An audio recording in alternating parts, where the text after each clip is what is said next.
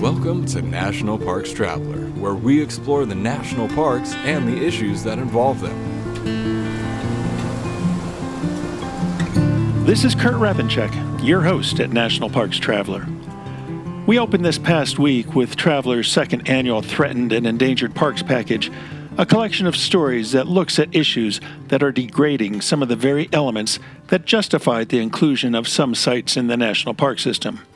The series serves to spotlight threats that in some cases might be found at many parks and which, overall, are jeopardizing the integrity of the national park system. Contributor John Miles also wrote an essay that looks at the history of the Civilian Conservation Corps in the country and in the national park system, and why now, very well likely, is a good time to revitalize the concept of the Corps in the parks and on other public lands. And Jennifer Bain, Traveler's first ever Canadian editor, began providing coverage of her country's national parks. You can find those and other stories about national parks and protected areas at nationalparkstraveler.org. In this week's show, our 100th podcast, we take a look at endangered and threatened species that call the national park system home and the legal battles that swing to and fro over gaining them Endangered Species Act protections. Joining me for this discussion is Noah Greenwald, the Endangered Species Director for the Center for Biological Diversity. Western National Parks Association is a nonprofit education partner of the National Park Service. WNPA supports parks across the West, developing products, services, and programs that enhance the visitor experience, understanding, and appreciation of national parks. Learn more at WNPA.org. The Grand Teton National Park Foundation is a private, nonprofit organization that supports projects that protect and enhance Grand Teton National Park's cultural, historic, and natural resources. By funding initiatives that go beyond what the National Park Service could accomplish on its own, Foundation donors improve the visitor experience and provide benefits to the national park system for decades to come. See their successes at gtnpf.org. We all aspire to leave a legacy of good, right? One way or the other, our parks and public lands are all of our legacies. Join Wild Tributes for the Parks community with apparel that pays tribute to where legacy roams. Together, we can and will make a difference for the parks. Join us at wildtribute.com. It's not an understatement to say that the Trump administration's actions on public lands the past years kept lawyers busy. Whether the lawsuits were aimed at air quality or water pollution or wilderness or wildlife, there were more filed than can easily be counted. And they're not quickly or easily resolved either. Indeed, lawsuits that challenged President Trump's executive order to shrink the Grand Staircase Escalante and Bears Ears National Monuments still are pending. Wildlife issues alone kept lawyers busy, and to discuss some of those lawsuits, we've reached out to Noah Greenwald with the Center for Biological Diversity. Welcome to the Traveler, Noah. Oh, thank you, Kurt. Let's start with grizzly bears in the Yellowstone ecosystem, because they seem to annually be in the court system. Where do things stand with that issue? Yeah, so where things stand is that the Trump administration moved to strip grizzly bears in the greater Yellowstone ecosystem of protections under the Endangered Species Act. And we challenged that in court along with a number of other groups represented by Earth Justice. And at the very last minute, this was looking, late August of 2019, Wyoming had sold tags to allow a trophy hunt of grizzly bears. And we convinced the court that indeed grizzly bears still needed protection. And that's where it stands now, is that, the rule was sent back to the Fish and Wildlife Service to reconsider. And in particular, I think it's fair to say that grizzly bears have seen a lot of recovery in and around Yellowstone. there's debates about whether they're at carrying capacity within that space or not. I tend to think not, but there's no question that their numbers are up. But when you look at grizzly bears as a whole, which is how they're listed as, the grizzly bear in the lower 48, they once stretched from, the Canadian border down into Mexico, from, roughly the Mississippi all the way to the coast, and they're in, maybe 4% of their range. Scientists believe there were at least 50,000 bears in the West. There's, roughly 1,800 to 2,000 at this point. So, when you look at that, when you look at the bigger picture, they're not even anywhere near recovery. And, even at a smaller scale, there's populations in Yellowstone and Glacier, what they call the North Continental Divide ecosystem. Those populations have grown and are doing relatively well, but the other populations that still survive, the Cabinet Yaak, the Selkirks, the North Cascades, those populations continue to struggle. And there's no bears in the Selway Bitterroot, which is one of the recovery areas. And, we've long thought they should look at other places as well where there's still grizzly bear habitat, like the Sierra Nevada. So, from our perspective, there's a long way to go on grizzly bear recovery. Yeah, now when you're looking at the Yellowstone and the North Continental Divide ecosystems, are we seeing much progress in connectivity between those two ecosystems? They're still isolated.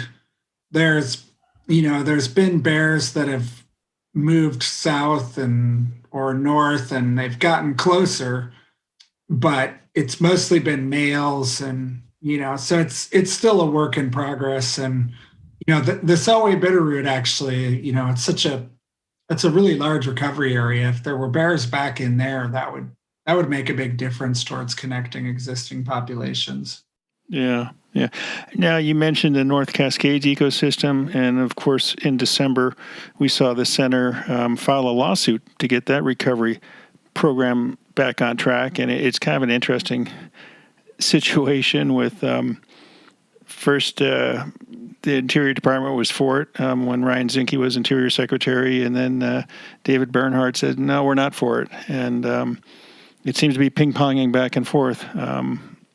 Yeah, so the story there is, there's a struggling small population in BC that straddles the border with North Cascades National Park, and there's scattered sightings on the U.S. side, but maybe not a population. And so it's long been, the recovery plan goal is to augment that population with bears, probably from North Continental Divide or from Canada somewhere.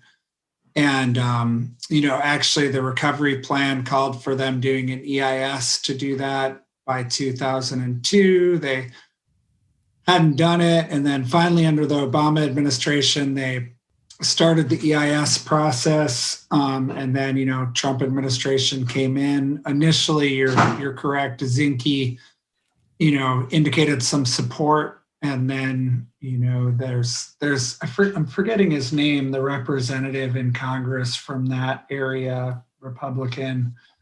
He's been pushing hard against it, and Bernhardt caved and they withdrew. And so we're challenging that withdrawal and hoping to get that program going again. It would be really significant. It would be the first time that we've put bears back somewhere where they're mostly gone. They've moved bears into the Cabinet Yaak from North Continental Divide and into the Selkirks, I believe, but they have existing populations, and it's been to supplement those populations. This is more about I don't want to call it a reintroduction because it's technically an augmentation, but it'll be the closest thing to a reintroduction that will have happened so far, hoping that we get it back going. Yeah. Now, when Secretary Bernhardt brought an end to the latest effort, he mentioned the local community was against seeing grizzly bears back in that ecosystem. Are there lessons learned in the Yellowstone ecosystem and the North Continental Divide ecosystem in terms of living with grizzly bears that could be applied to the North Cascades region? Oh, absolutely. I mean, I think that there's been a lot of work done on that. Like the classic example would be like the Blackfoot Partnership, where that group, a nonprofit, was essentially established to work on coexistence, and they've been working with a series of ranchers and to try and make that work. And then in terms of the recreation, I think Denali, Glacier, Yellowstone, I think they've provided really good models of how you can have really extensive recreation with grizzly bear populations. It's as you probably know, Kurt, it's more likely that you're going to get struck by lightning in Yellowstone than it is that you're going to get attacked by a grizzly bear. Yeah. Despite the fact that there's, a few million people that visit Yellowstone every single year. So, I mean, I think the recreation can be managed. Livestock's got some challenges to it. Bears do sometimes take livestock, and it takes some work. And it's similar to wolves in that sense of just, some of the main opposition comes from ranchers. I know Defenders of Wildlife for years had a compensation program in the Yellowstone ecosystem for ranchers who could prove their livestock was taken by wolves. I don't know if that program is still ongoing, but I also don't know if ranchers in the North Cascades would think that's a good trade-off. Yeah, I mean, there's those compensation programs are in place in a lot of states. Oregon, where I live, has a compensation program for any livestock that are lost to wolves. I think that would be part of what was done in the North Cascades, and I think that would make sense. Yeah. Another perennial species that seems to always be being batted back and forth in terms of ESA protection are wolverines. And in December, I believe the center filed a lawsuit to try and get the Fish and Wildlife Service back on track with considering wolverines for either threatened or endangered status. Yeah, I mean, we've gotten Fish and Wildlife Service to the proposed stage where they acknowledge that they're warranted, but in the end, they, pulled the plug and didn't protect them. This is really a climate change impacted species. They need spring snowpack to den, and our snow is melting earlier and earlier in the spring. So if we don't get our emissions under control, we're not going to have wolverines and a lot of other things. In particular, spring snowpack and the cold water that it provides to streams is really important for fish. So, I mean, I think the wolverine's a really good canary in the coal mine. And then, to give it a shot for surviving in climate change, we have to be careful about what else we do in its habitat. And there's an increasing amount of evidence that winter recreation, snowmobiling, ski areas, those kind of things in their habitat has an impact. And so, it's with climate change species, it's always hard to tell where is that refugia going to be. The landscape that they select for is kind of amazing. I mean, what an amazing animal. They, when you look at their habitat requirements, it's like steep north-facing slopes above 8,000 feet, roughly speaking. So, I mean, they basically pick the winteriest places on the landscape. And you would think that would be pretty safe from intrusion from people, but it's surprisingly, I think the growth in the snowmobile industry in particular and the sleds people are using just can get further and further back there than they used to. And so it's, there's a lot more intrusion than there used to be. And there's been a lot more research, even since our effort to get them protected has been ongoing. There's been more and more research showing that they're pretty sensitive. So, in addition to getting our emissions under control, we really need to provide them some shelter and protection so they have the best chance they can to weather this. Yeah, and of course, when you're talking about endangered or threatened species, we're not just talking about the charismatic megafauna. I know down in Grand Canyon National Park, there's the issue of the humpback chub and whether it should be listed. And recently there was talk about white bark pine trees need to be listed. So there are really quite a lot of issues, a lot of species out there that are in need of some sort of protection. Yeah, and the Trump administration has just been a disaster on that front. Only listed 25 species the whole 4 years, which is the worst record of any administration since the Endangered Species Act was passed. For comparison, the Obama administration listed 360 species, and the Clinton administration listed 523 species. And there's no shortage of species that need protection. In fact, Fish and Wildlife Service is sitting on a backlog of more than 500 species that are awaiting protection decisions. And so to see the Trump administration do so poorly and keep so many species waiting was just really frustrating. Yeah, I'm sure it has to be. We're talking today with Noah Greenwald, the Endangered Species Director for the Center for Biological Diversity, about the Endangered Species Act and the many species that are in line or hopefully in line to get some protection from that. We're going to take a short break and we'll be right back. Listener and reader support make National Parks Traveler possible every day of the year. If you enjoy the Traveler's content, please consider a donation via nationalparkstraveler.org. Washington State is graced with 3 spectacular national parks, each different and special in their own unique ways. As the official nonprofit partner and the only philanthropic organization dedicated exclusively to supporting these parks through charitable contributions, Washington's National Park Fund has a mission to deepen the public's love for, understanding of, and experiences in Mount Rainier, North Cascades, and Olympic National Parks. Share your passion for these parks at WNPF.org. The North Cascades Institute has a large portfolio. It is an environmental learning center, training center, conference center, and leadership center, all set in the splendor of the North Cascades National Park Complex. Learn more at ncascades.org. The Blue Ridge Parkway Foundation is the primary nonprofit fundraising partner for the Blue Ridge Parkway. It is made up of people who have a deep love for this majestic road and want to ensure that its natural beauty and the experiences it offers endure for generations to come. Show your appreciation at brpfoundation.org. Acadia National Park is one of the 10 most popular national parks in the United States. It is also one of the smallest and most vulnerable. That's why Friends of Acadia exists.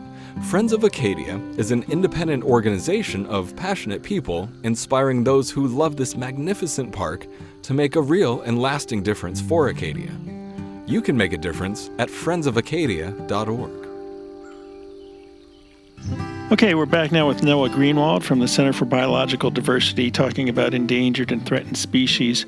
We can talk about individual species, Noah. Of course, there also is the matter of changes the Trump administration made to the Endangered Species Act, and specifically to alter the definition of critical habitat. That's got to be a huge, huge change.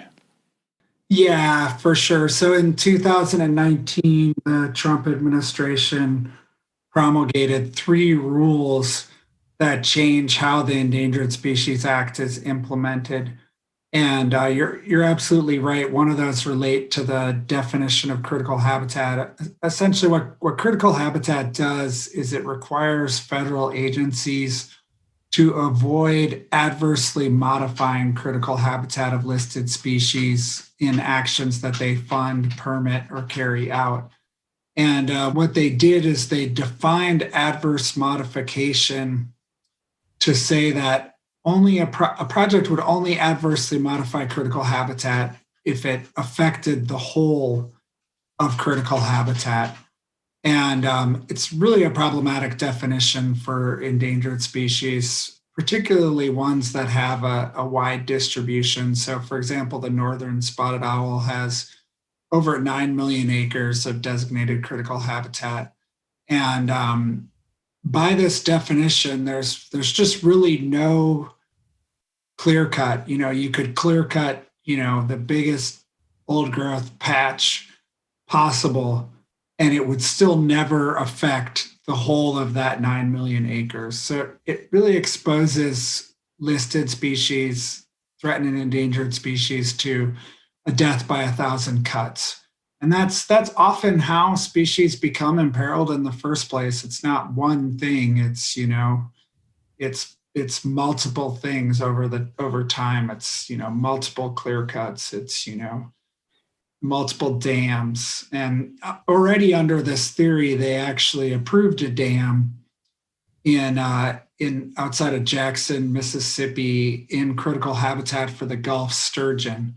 And it's another example. The Gulf sturgeon occurs from roughly Mississippi to the Florida Panhandle and a bunch of rivers, but it's really depleted within that range, and dams are part of that story. So that the last thing it needs is another dam. This is on the Pearl River, Mississippi. We're seeing a lot of attention being focused on the 30 by 30 proposal. Of course, protect 30% of the globe, the world, for nature by the year 2030. I think E.O. Wilson would push it even farther to 50% of the world. And so we've got this awareness that we're really making impacts to nature, whether it's development, urbanization, or pollution that's affecting species. And I would think that the parks the national parks could serve to help reach that goal and slow the sixth mass extinction by protecting the parks and protecting their ecosystems and seeing that they're not hemmed in. Is that pretty much on track?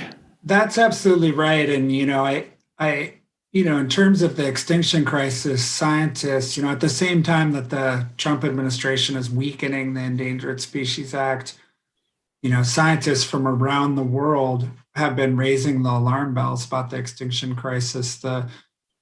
It's the equivalent of the IPCC, which is, the International Panel on Climate Change. The IPBES is the Intergovernmental Policy Panel on Biodiversity and Ecosystem Services. It's a UN convened body of scientists that is looking at extinction. It's part of the Convention on Biological Diversity, which the US is one of the few countries that unfortunately has not signed on to at this point.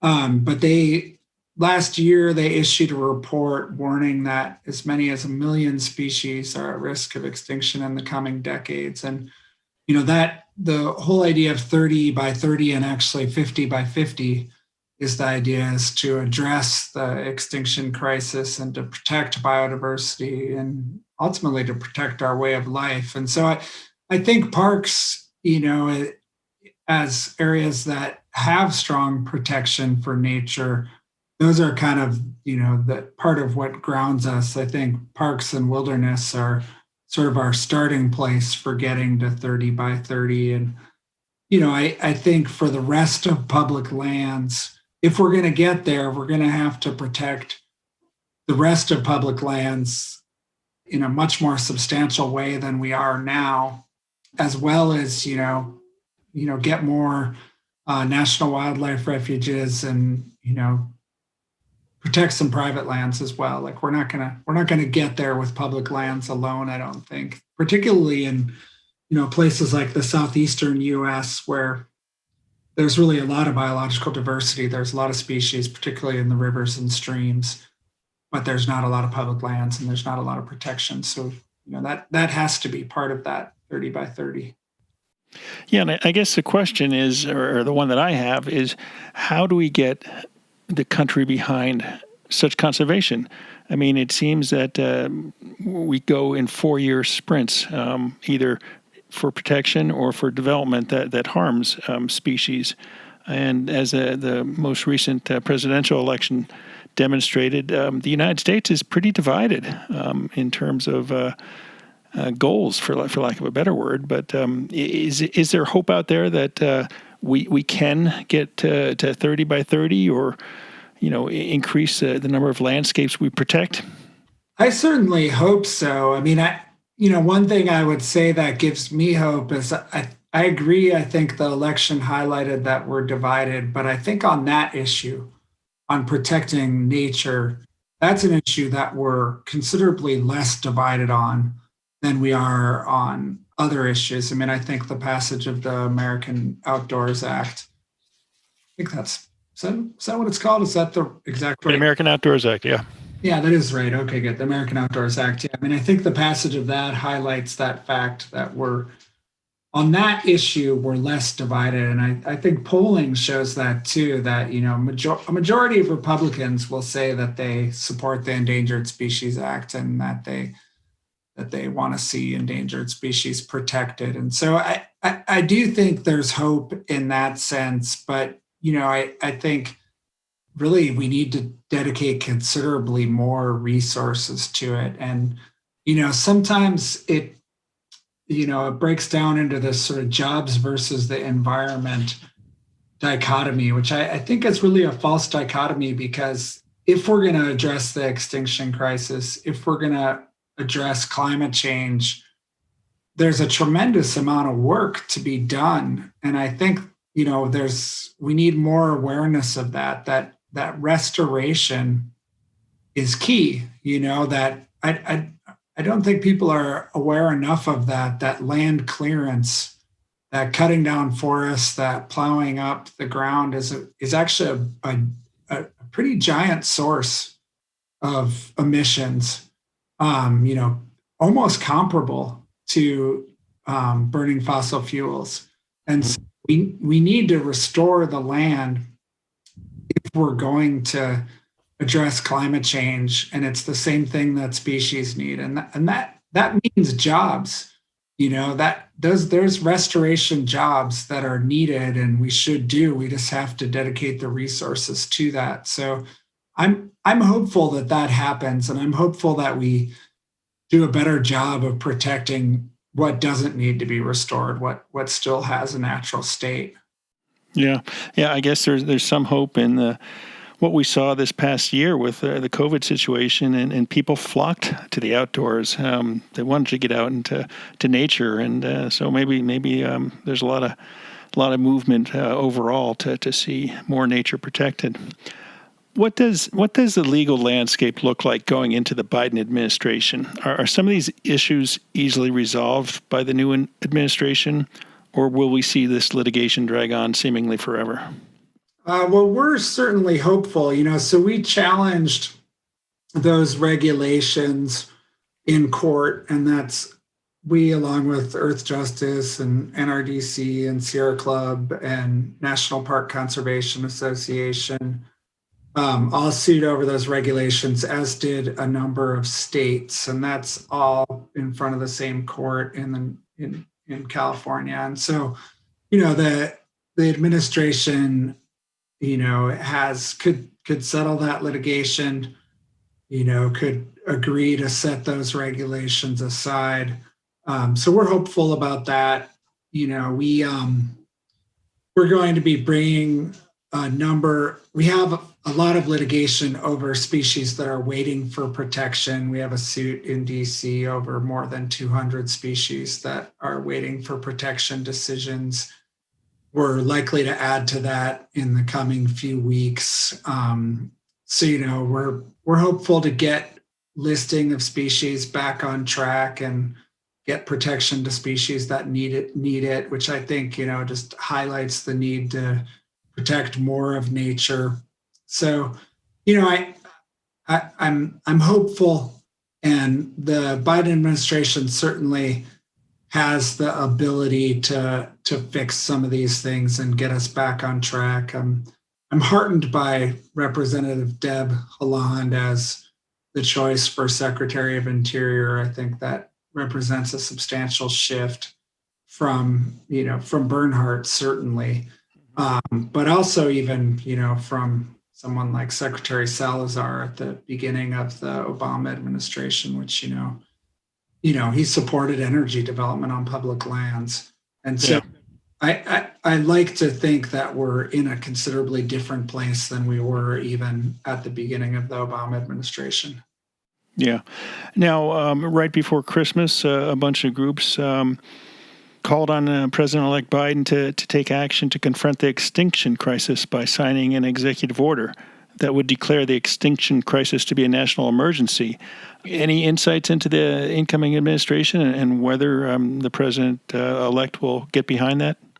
I don't know it's all reading tea leaves at this point, Kurt, but I think there will be an executive order related to habitat protection and extinction on some level, whether it'll be, everything we would want. We would want, the extinction crisis declared an emergency. That would be great. And maybe that'll happen. But I think at the very least, we're going to see an executive order perhaps related to 30 by 30. That's what I'm hearing, and that's my sense of it. I was pleasantly surprised by nomination of Representative Holland. And so perhaps I'll be pleasantly surprised by the executive orders that President-elect Biden puts forward. Yeah. What would be served by declaring the extinction crisis a national emergency? Well, I think it depends on what goes with that. If, it's recognized as one, it'd be a great education tool. I think, I think you can see this trajectory with climate that, it didn't even rate a mention in the 2008 presidential debates, up until, and it kind of built where, maybe it got a mention or two to the current election cycle where climate change became a pretty substantial issue. And I think, extinction needs that same sort of attention. It should be on, it's both from a perspective of nature and from humanity, it should be on the same level as climate change. It really is as serious of a crisis. So I think declaring it a national emergency would do a lot to raise the profile. Hopefully that would come with some fairly substantial appropriations as well. And, we'd see a lot of resources put behind the Endangered Species Act and protection of wildlife and nature.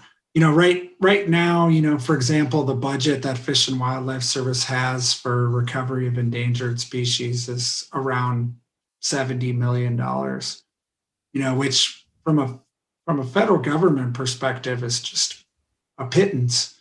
Mm-hmm. They spend more than that on a single fighter jet, so it's given how serious the problem is, the resources and attention we're putting toward it are just not commensurate. Yeah. Now, along with asking the new administration to declare that national emergency, I see there was also a request that they create 175 new national monuments, national wildlife refuges, and national marine sanctuaries. That's a lot of designations. Is there a list out there that identifies some potential ones? We don't have a list yet, but I think that is, if we're going to reach 30 by 30, that is what's needed. We're going to need to designate a lot more national wildlife refuges and that's going to take, and that's why I say the resources is important. And that's what's good about the American Outdoors Act, because that's going to take some money. In some cases, there are going to be private lands involved, and it's going to take purchasing land in order to accomplish that. Mm-hmm. And again, it's, for places like the Southeast where there's not a lot of public lands, I think that's really important. Yeah, that when you go east of the Mississippi, you really do run into that problem with not very many public lands that can work in these situations. That's where you really have to get the private landowner invested in them. Yeah. And, it's the Southeast, the richness is in the rivers. And, you look at something like the Bankhead National Forest in Alabama, the Mobile Basin has been called the Amazon of North America because of the species richness there, just the diversity of fish, mussels, crayfish. It's unparalleled. Mm-hmm. Rest of the world, the diversity in the Mobile Basin. And, when you look at where are there healthy watersheds, the Bankhead, rises to the top with the Sipsey Fork. And, so it's really critical if we're going to save species. Yeah. Noah, thanks so much for joining us. It really is a big ask moving into the next administration, and it'll be interesting to see how much progress is made over the next 4 years. Yeah, thanks, Kurt. Thanks for giving time to this important issue. That's our show for this week. We hope you enjoyed it. Next week, we're taking a look at search and rescue in the national parks, with a focus on that effort at Rocky Mountain National Park, which year after year conducts more SAR missions, as they're called, than just about any park in the national park system. For The Traveler, this is Kurt Repenchek. The composers and musicians at Orange Tree Productions have created a unique collection known as the National Park Series that has grown to include more than 30 CD titles. Composed against the backdrop of a park's sounds of nature, these musical scores will connect you with these beautiful places and take you there, at least in your mind. This collection is the #1 selling national park audio series in the world and provides the background music for National Parks Travelers podcasts. Visit them at orangetreeproductions.com. Editing and production work for the National Parks Traveler podcast series is done by Splitbeard Productions. You can learn more about us at splitbeardproductions.com. National Parks Traveler is a 501c3 nonprofit media organization that provides daily editorial coverage of national parks and protected areas. Traveler's coverage is made possible by reader and listener donations. Visit us at nationalparkstraveler.org.